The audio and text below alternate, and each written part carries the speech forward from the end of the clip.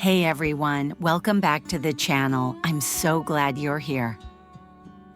Today we're diving into the latest twists and turns in the story of Tieu Ca and CEO Hmong. Just when things seemed to be settling down, something unexpected happened to Tieu Ca. What did she face this time? There's a lot going on, and trust me, you won't want to miss a single moment.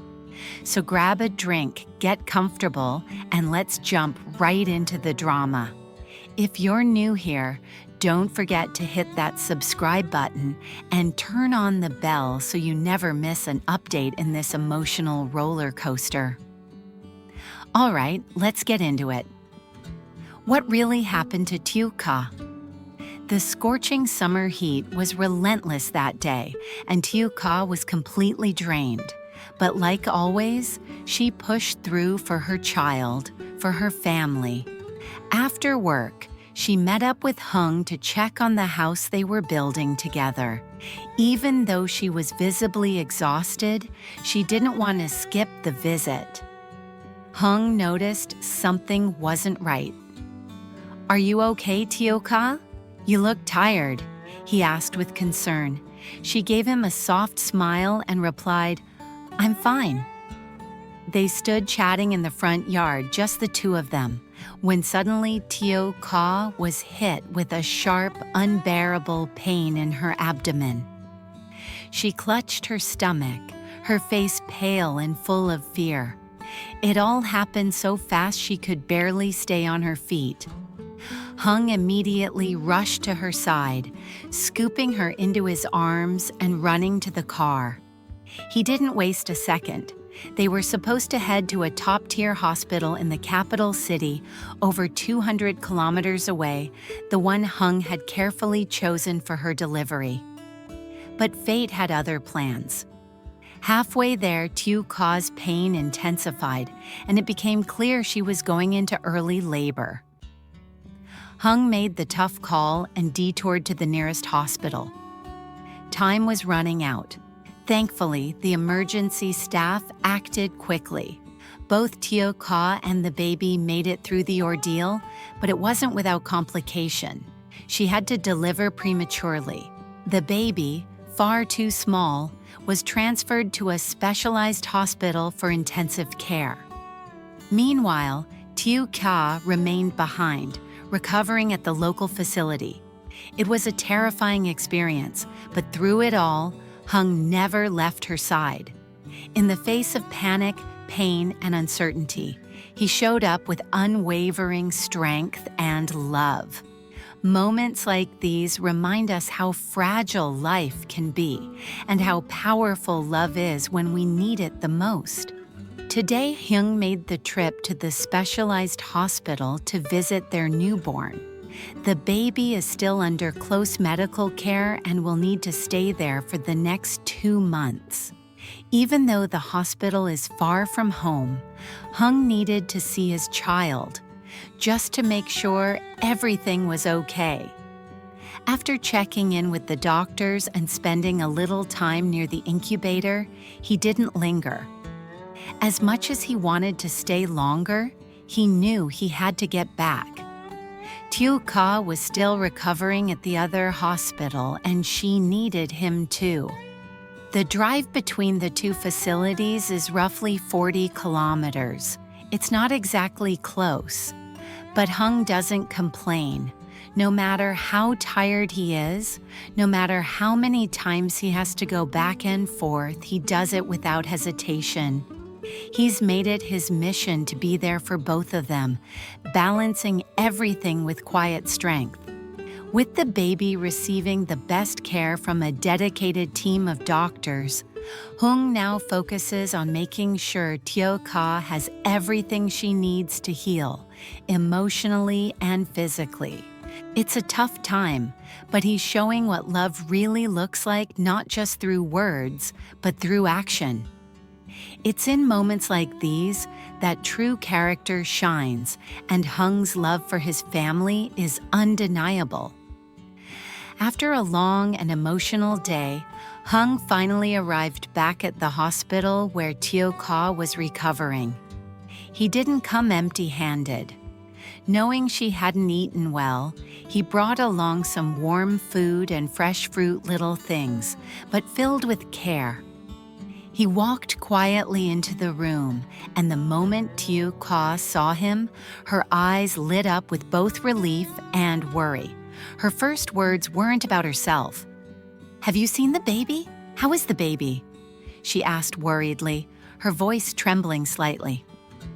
Hung sat down gently beside her, placing the food on the table and taking her hand. "The doctor said baby lungs are still a bit weak, but they're confident he'll recover soon. They're giving him medication to help open up his lungs so he can breathe more easily. He's in good hands, so please don't worry too much."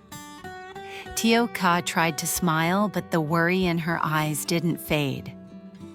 "Okay," she whispered softly, still holding on to his words like they were the only thing keeping her grounded.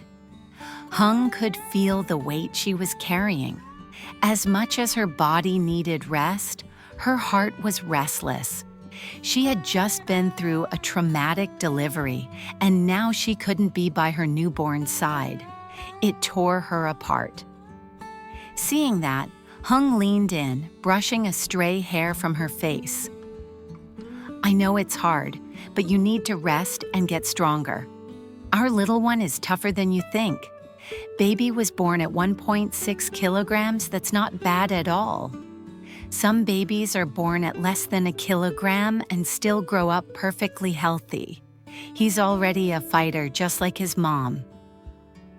A small smile finally appeared on her face. It wasn't full of joy, but it carried hope that things would be okay. Hung didn't stop there. He wanted her to feel supported in every way. As they talked, he gently helped her sit up, opened the food he brought, and began feeding her small spoonfuls of warm porridge. He didn't rush her. Every bite was accompanied by gentle words, soft reassurances, and quiet strength. "This is good for you," he said with a smile. "You need energy, not just for yourself, but for the little one too." They sat like that, just the two of them, in a moment of calm. Outside, the world was still spinning, but in that hospital room, time seemed to slow down. For Tieu Ca, having Hung by her side, was the anchor she needed. His presence reminded her that even though they were facing challenges, she wasn't alone. Hung knew that the road ahead wouldn't be easy. The baby would be in the NICU for at least 2 more months. There would be sleepless nights, constant travel between hospitals, and emotional ups and downs. But none of that mattered to him. He had already made up his mind. He would carry the weight if it meant his wife and child could heal. Sometimes love isn't loud or dramatic. Sometimes it's found in the quiet things: a bowl of porridge, a reassuring smile, a drive through the night, or a few words spoken at just the right moment. And in that room, with the soft beeping of hospital monitors in the background, you could feel that kind of love. Hung wasn't just a husband. He was a protector, a caregiver, and a constant presence in a time when everything felt uncertain. Tieu Ca leaned her head back against the pillow, her body still tired, but her heart lighter. With Hung feeding her and softly talking about their baby's strength, she finally allowed herself to believe everything was going to be okay. Hung had been by her side every step of the way, from helping her walk around the hospital to making sure she ate properly and got enough rest. He didn't miss a single detail. He was the kind of partner who took care of the smallest things without needing to be asked. He gently wiped her face with a warm cloth, picked up clothes and daily essentials for her, and made sure she had everything she needed to feel safe and comfortable. Tieu Ca couldn't help but watch him with eyes full of gratitude and something deeper. Love. A love that had only grown stronger through the pain, the fear, and the quiet, intimate moments they now shared. Looking at him, she softly whispered, "Thank you for everything. I don't know what would have happened to me and the baby without you." Hmong looked back at her with the same gentle warmth that had carried them through it all. "Don't say that," he replied. "This is what I'm supposed to do. I'm just sorry I couldn't get you to the best hospital in time." Tieu Ca shook her head, her eyes welling with emotion. "Please don't apologize. You've already done so much. You've never once left my side. And because of you, because you were there, we were able to hold on to our baby." For a moment, the world seemed to fade into silence. The two of them sat there, looking into each other's eyes, overwhelmed by a wave of unspoken emotions. In that gaze were 1,000 words they didn't need to say. Gratitude, love, relief, and the quiet understanding that no matter what challenges lay ahead, they would face them together. Dưới cái nắng gay gắt của mùa hè, từng tia nắng như thiêu đốt làn da, Tieu Ca lê bước trở về ngôi nhà sau một ngày dài làm việc mệt mỏi. Dù có thể dã rời, mồ hôi nhã nhề, nhưng cô vẫn cố gắng bước đi. Cô không cho phép mình dừng lại, bởi vì bên cô một sinh linh bé bỏng đang dần lớn lên từng ngày, và đó là động lực mà cô có được. Cô không chỉ chăm lo cho bé Tieu Han mà còn đang cố gắng để chuẩn bị cho em bé sắp chào đời. Chiều hôm đó, sau giờ làm, cô cùng Hùng, người luôn sát cánh bên cô trong suốt thời gian qua, lên thăm ngôi nhà mới đã dần được hoàn thiện. Ngôi nhà ấy là giấc mơ của cô, là tổ ấm mà cô và hai đứa con của mình cùng nhau xây đắp. Dù mệt mỏi dã rời, nhưng Tieu Ca vẫn cố nén mệt mỏi, cô ngồi đi một vòng kiểm tra mọi thứ. Thấy sắc mặt cô nhợt nhạt, ánh mắt thiếu sức sống, Hùng lo lắng nhìn cô, nhẹ nhàng hỏi, "Tieu Ca, em ổn chứ? Trông em mệt lắm." Cô khẽ lắc đầu, cười nhẹ, "Em ổn, không sao đâu." Cả hai cùng đứng trước sân trò chuyện về những ngày sắp tới, về căn phòng dành riêng cho em bé, về chiếc mũi mà mình dự định sẽ tự tay đắp. Nhưng bỗng nhiên cơn đau dữ dội ập đến. Tieu Ca ôm lấy bụng, toàn thân run rẩy, rồi mồ hôi tuôn ra lạnh ngắt, khuôn mặt biến sắc. Cơn đau như xé toác bụng dưới khiến cô quỵ xuống. Hùng hoảng hốt lao tới,